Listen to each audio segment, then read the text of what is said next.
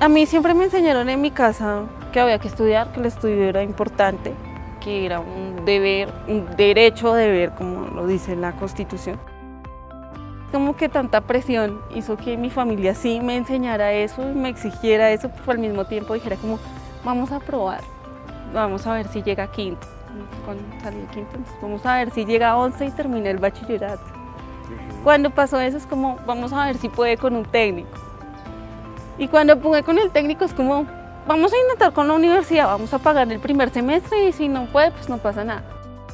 Fue también en parte como ensayo y error, ¿no? Porque a uno nadie le enseña a educar los hijos y mucho menos tampoco nadie le enseña cómo educar a un hijo que entre comillas está enfermo. Pues eso es, o lo haces independiente y fuerte o lo sobreproteges para que la sociedad no lo lastime porque la sociedad es muy cruel.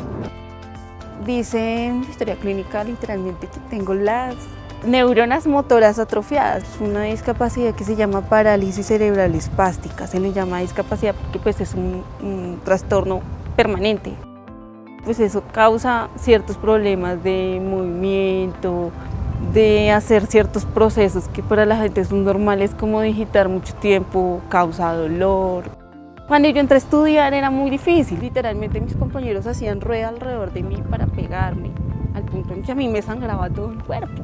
Yo tenía que llegar a mi casa a limpiarme con Isodine, a bañarme porque quedaba muy sucia y a limpiarme las heridas con Isodine. Un día me pegaron tanto que mis medias eran media blanca, media. Y cuando mi papá llegó por mí, mis medias eran rojas. Literalmente, porque me escurría sangre de las rodillas. Después con el tiempo aprendí a negociar con mi inteligencia, ¿no? Entonces hacía las tareas de los niños que eran vagos. Estaba cansada de que me pegaran, entonces hacía las tareas de los niños que eran vagos y nadie les pegaba. Yo te hago la tarea y tú no dejas que nadie me pegue porque estoy aburrida de que me peguen. Estudié psicología en la rectoría de UVD. Me acabé de graduar. Ese día fue un día así como cuando tú esperas algo con muchas ansias, pero piensas que uno lo ve lejos y cuando llegó dice, ¡ay, llegó! ¡Qué bien llegó! Por fin.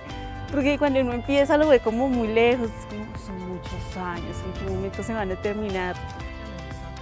Esta fue una época bonita, o sea, a pesar del traslado, a pesar de que hacía frío y yo estudiaba de la 1 a las 10, a pesar de que me dolía mucho y eso era me generaba más trastornos físicos, por así decirlo. Fue una etapa que me hizo muy feliz, donde conocí gente que me aceptó, que no le importó que yo fuera diferente, que me incluyó, que me trató con respeto y hasta con cariño. Y yo venía de otras dinámicas.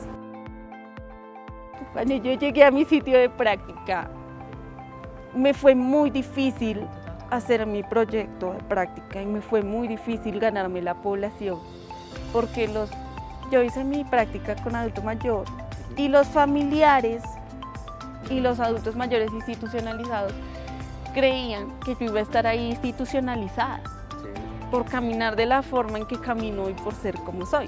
Entonces cada vez que yo quería hablar con ellos era como, ay, sí, después.